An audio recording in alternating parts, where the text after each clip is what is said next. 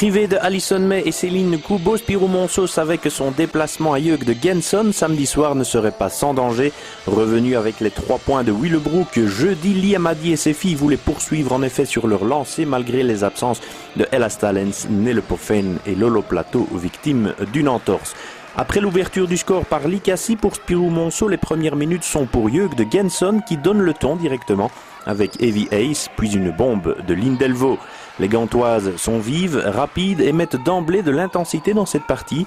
Anne-Sophie de Bonds puis Hélène Adams portent le score à 9-3.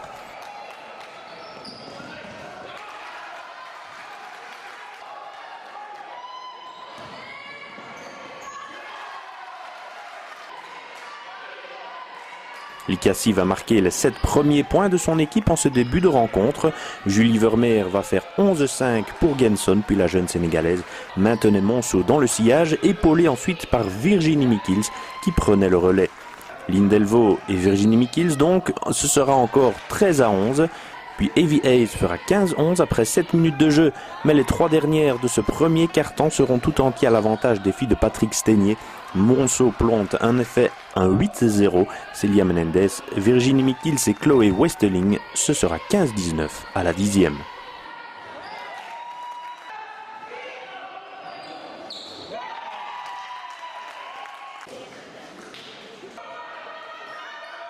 Yeug Genson ne s'en laisse pas compter. Lise Schmitz plante in extremis à 3 points dès la reprise après un panier de Virginie Mikkels, Lindelvo, puis Emma Uitenhove redonne l'avance aux Gantoises.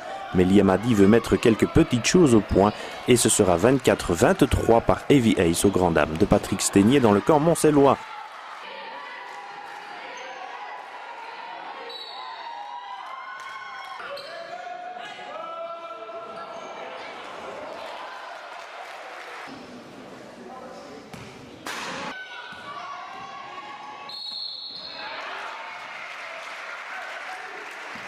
À 24 partout, c'est au tour de Yeug de Genson d'aligner une série, un 13-0 pour terminer cette première mi-temps, avec Hélène Adams tout d'abord, puis avec Julie Vermeer ensuite, et Heavy Ace, auteur d'un sans faute en première mi-temps avec un 5/5 parfait. Yeug de Genson était dans le rythme et un panier de Lindelvo fixera les chiffres à la pause à 37-24 pour les Gantoises.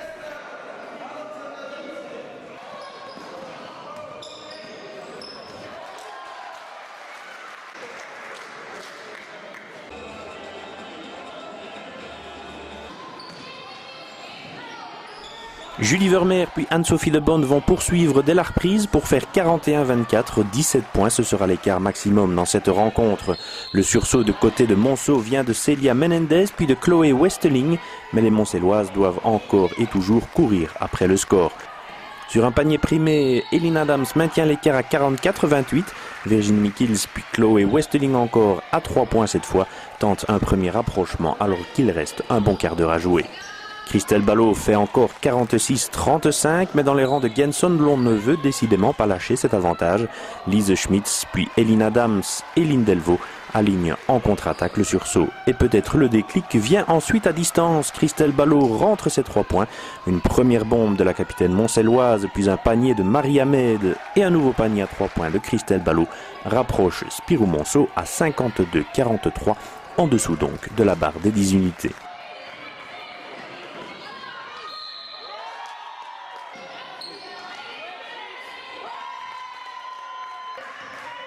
Un coup de encore de Yeug de Genson avec Emma Uitenhoven puis Anne-Sophie de Bonds fixe la marque à la demi-heure à 56-43.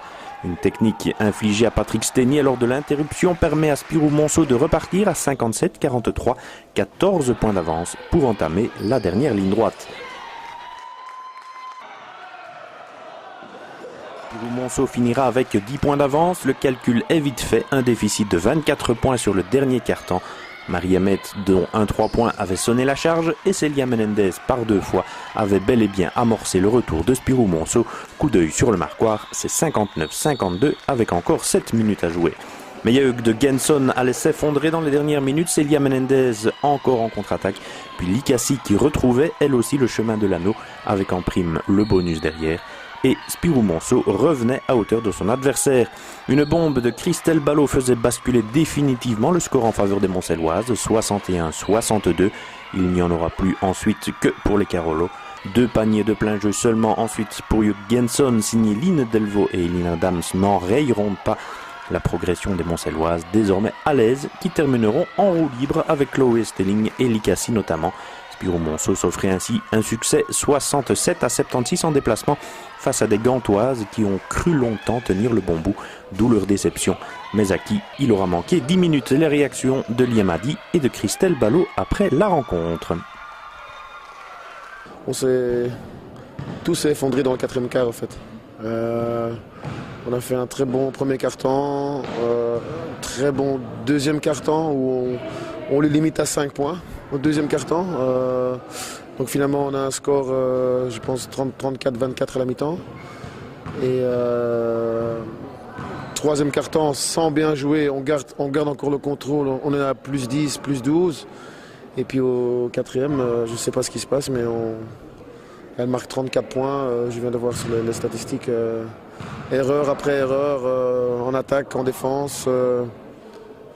Tout ce qui était positif dans les 30 premières minutes était super négatif dans les 10 dernières. Qu'est-ce qui s'est passé? Spirou Monceau a changé quelque chose chez lui aussi?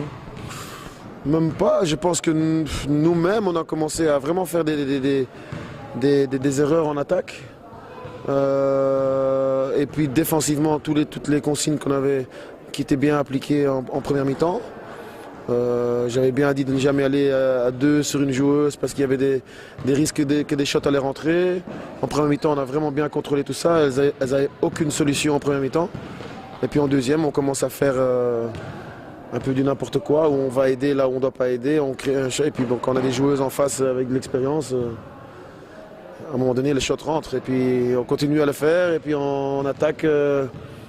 C'est comme si oui, c'est difficile à expliquer, c'est ce que je leur ai dit aussi. Voilà, on doit prendre ce match-là comme, même si ça fait très mal aujourd'hui, comme une leçon qu'un match c'est 40 minutes et pas 35 ou 38 minutes. Et d'un autre côté, voilà. Au premier mi-temps, on s'est un peu laissé faire, on n'arrivait pas à réagir, on n'était pas agressif du tout sur le ballon, on les a complètement laissés jouer.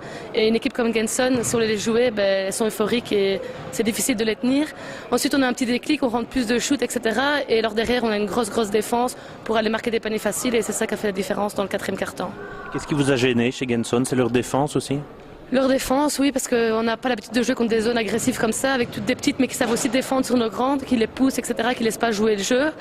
Et aussi leur jeu rapide, je pense qu'elles savent toutes shooter, elles savent toutes jouer un contre un, elles nous perturbent beaucoup quand on doit défendre. Vous avez presque 15 points de retard, mais vous parvenez à rester calme et à essayer de trouver la solution. C'est une preuve de maturité aussi?